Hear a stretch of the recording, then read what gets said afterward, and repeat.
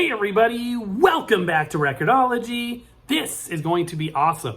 So, it occurred to me at some point in the course of doing this show, over the years now, over 6 years, I can't believe that Technics turntables, which I thought originally were revered and so expensive that I could never hope to own one, that was sort of a myth. Not sort of, it is a myth. And they can actually be had for an affordable price. I picked up multiple Technics turntables, 35, 45 bucks, including the one we're going to look at today.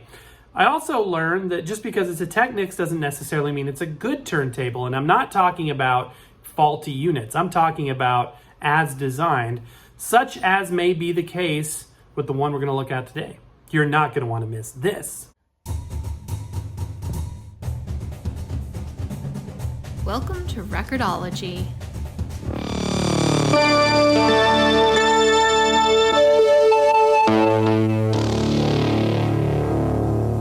All right, so here it is. And yes, I was easily able to maneuver it with one hand. You may be saying to yourself, what is this soft cover? This is actually off of the Marley stirred up turntable. I know it's not original to the SLBD22. By the way, big reveal. I think it's a beautiful turntable. But this one had a couple of issues when I bought it. And one of them was missing the acrylic dust cover, which is a bummer. But it's actually been kind of a blessing, and I'll explain that in a minute. So in storage, I use a soft cover, and obviously I don't store anything on top of it. So this is 1987, and these are extremely popular. A lot of people have these, as well as other similar models, SLBD20 and things like that. They're known for being a good beginner, mid-level turntable, and I couldn't agree more. However, my particular one has had a couple of issues, so I wanted to talk about that. Also, just to kind of give you the overview of what my thoughts are on it, having had it now for almost a year. Usually I wait for at least a year to do this, but I thought it was an appropriate time because I've been thinking a lot about this lately. So yeah, this is it. It is a semi-automatic P-mount turntable. As you can see, just kind of looking at the design cues, the fit and finish, I think it's fantastic. I really, really love it. And it's a very slim turntable. It looks a little slimmer than it really is. The feet kind of have these Reese's Peanut Butter Cup feet under here, which we'll look at in a minute. But the plinth itself, plastic, it is thin. I like the fact that it's black or a dark slate, more of a gray than a black, but it looks good. This is black, and that's, whatever that is. Gunmetal. Beautiful. It just, to me, it looks absolutely gorgeous. One of the things Technics specialized in terms of the design of their turntables of this era, was to put a lot of the controls on the outside of where the dust cover would be. So obviously the dust cover would close up here on the plinth, but you could still adjust the speed between 33 and 45, two-speed turntable. Pitch adjust, which if you know me, that's a must, as well as the cueing switch lever and the reject button as well. All of that could be done with the dust cover closed. Obviously, it's semi-auto, so you have to cue it up and it'll return automatically. We'll look at this closer in a minute. Going around back here, you can see where the dust cover would have attached had I still had it. And on the back here, let's take a look at the label. I just keep saying it's gorgeous, but it really, really is. You can see the RCA outputs right there. And the little connector next to it, that's not power. That's actually the grounding wire. Going over here to the right, does have an AC power supply, figure of 8 right there. Okay, looking on the bottom of the case itself is still plastic. You can see the foot construction. It's screwed in there. Not an adjustable height foot, but it's very spongy, and that is real rubber, which is nice. There's not a whole lot of adjustment you can do down here. Those are not trim pots. It's just a solid molded piece. You can even see the bottom of the plinth right there. Also plastic. Obviously, the plastic is what makes it so lightweight. If it weren't for the platter, the die-cast aluminum platter, it would be just, a feather's weight. But anyway, that's what the bottom side looks like. Apparently somebody was using shipping tape at some point to hold the dust cover on, which eventually gave way because now it has no dust cover. It has, right now, a vinyl moon. I think this thing looks really, really cool. Felt slip mat on top. This is a die-cast aluminum platter, and we can remove it just by simply lifting off. And it's a gorgeous one at that. I think this looks really slick. Obviously, it's got the etchings in the side for the strobe. It is painted black, but it is die-cast aluminum. So normally it would just be that aluminum color. The subplatter still retains that original color. Obviously, the subplatter is where the belt goes. The belt is original, or at least I didn't replace it. It seems to be the right tautness, and the speed consistency is fantastic. It is a semi-auto, so we have the return mechanism stuff here. All of that, and in terms of the position and activation of the tone arm, as you may know, is actually dictated by the rotation of the platter. So once the motor spins the platter, the linkage and the various gear assembly underneath here are controlling the tone arm. It's actually controlling the tone arm, which I think is fascinating. I think that's very, very cool. Looking under here, I don't see much else in terms of controls, access points. I don't even see a voltage switch, which is, you might sometimes find up there. Nothing to be found. There's the motor and the motor pulley. Would give you an access point for adding lubrication if you wanted to. But that's about it. Oh yeah. So we got the strobe light here. They use a prism to reflect the strobe light onto the side of the platter, which I think is genius. A little peg up there for a 45 adapter. So if you happen to need a 45 adapter, I happen to know of these really cool ones you can get. Have you ordered your official Record-ology 45 adapter yet? Check out the link in the video description below. And that would just set right back there. Okay, I'm gonna go ahead and put it back together now. And simply put the belt over there, make sure it's not folded over on itself. There is no E-clip, C-clip, whatever on this, so if you were to flip it upside down, that platter could fall off.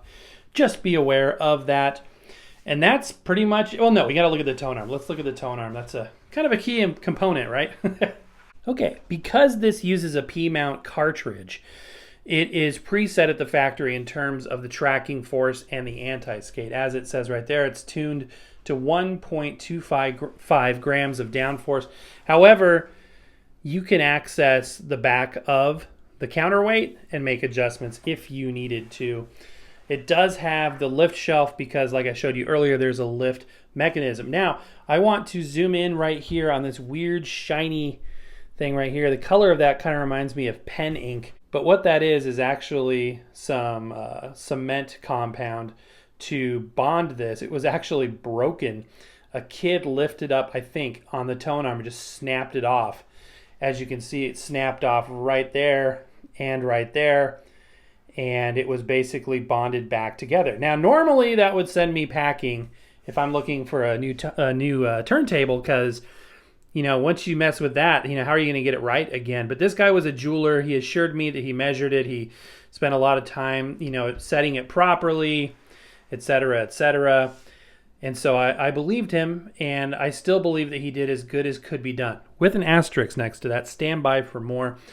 This is a P-mount, like I've said a couple of times right now. We have the AT320, which is discontinued. It's very similar. It looks identical to the current and only Audio-Technica P-mount cartridge available. But this is a capable moving magnetic cartridge. As you can tell, with the P-mount system, there's no adjustment. You just plug and play. And that was the allure of this system. You did not need to make adjustments. They were designed to be easy to service, etc., etc. And just based on their design, there's no reason for them to not sound wonderful. Absolutely. So I don't think that's the cause of my issue as well. And you may be saying to yourself, what is this issue you keep talking about? The issue I speak of is sound. It doesn't sound good, and I'm going to explain what I'm talking about. After a week or two of listening to it, I start to hear terrible semblance issues, and I attribute that to some sort of tracking error.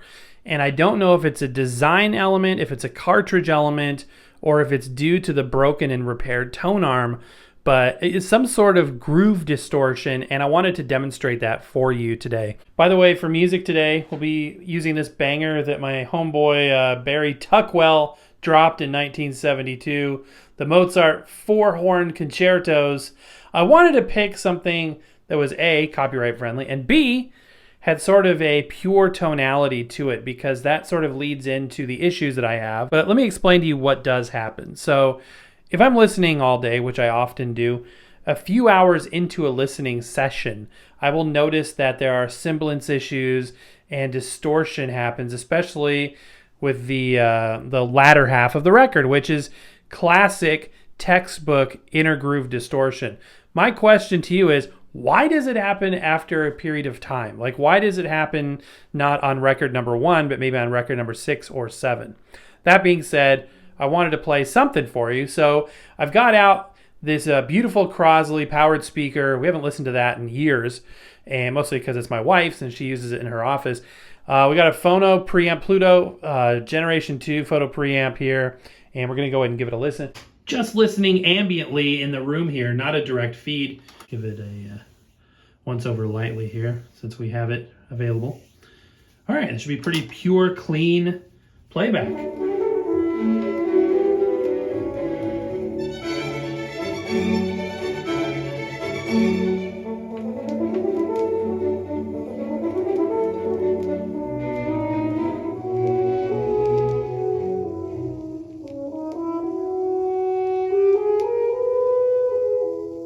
So it's been a couple of days. I've played a lot of music in here because remember I said that the issue doesn't pop up right away. It pops up after a period of time of play. And at first everything sounded fine, but the more I listened, the more I started noticing the issue. So I'm going to play for you some of this Enoch Light record, and I want you to listen to the distortion. This is what just gets worse and worse over time until I swap out the turntable for something else. And like I said, I've replaced everything in the system. So I don't know what else could be causing this, and I would love to get your input. So without further ado, here we go.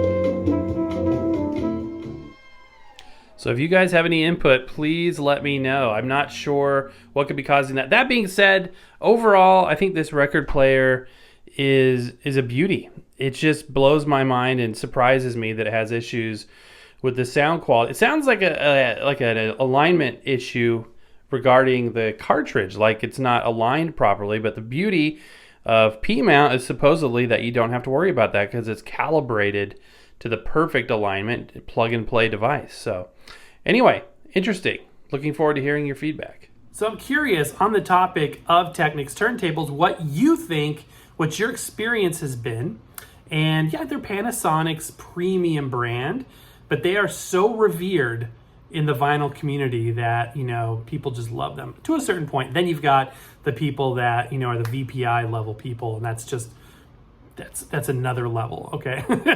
I feel like the people that are in our sphere of vinyl enthusiasm kind of top out at the almighty 1200s, which are expensive, and I don't ever anticipate owning one. I'm sure they're fantastic. I have, you know, played with them. I've seen them, but at the same time, I feel like they're out of my ballpark, especially we're an entry-level channel here. So the idea of taking a product that people like or a brand that people like and respect and kind of bringing it to the masses of entry-level folks, you know, $40 for a functional, you know, name brand turntable is a cool thing and exciting. And I was excited when I realized they could be had for that price.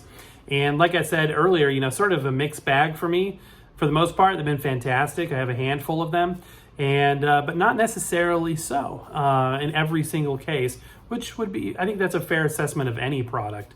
So I'm curious what you guys think about Technics entry-level turntables, if you've had good experience, if you've had any nightmare scenarios, or if you have any tips for me on this specific one as well. I'd love to hear it. Also, I want to kind of throw out there really quickly, if you guys are interested in the blue 45 adapters, go ahead and snag one of those. We also have a lot of merch on the merch shelf down below and other opportunities to give back if you feel so inclined. We've had some amazing gifts from people recently, especially, that have been very, very heartfelt and appreciated. And I just want to say a huge, huge thank you. It helps make the show continue, which is so very, very important. But I want to just thank you for being there, for being you, for spending time with me throughout the week. We try to put up a lot of content. I know for some it's a lot. You saw that poll the other day. I'm trying to gauge all the time. Is it too much, too little? Try to find that perfect spot. Because I know that some people that post daily, like, it's kind of frustrating as a viewer to try and keep up. But on the other hand, there's some people that just post weekly. And I'm like, man, I wish there was more content. So I'm trying to fill the gap there a little bit. Well, my friends, that's going to do it for today. So happy record hunting. We'll see you next time.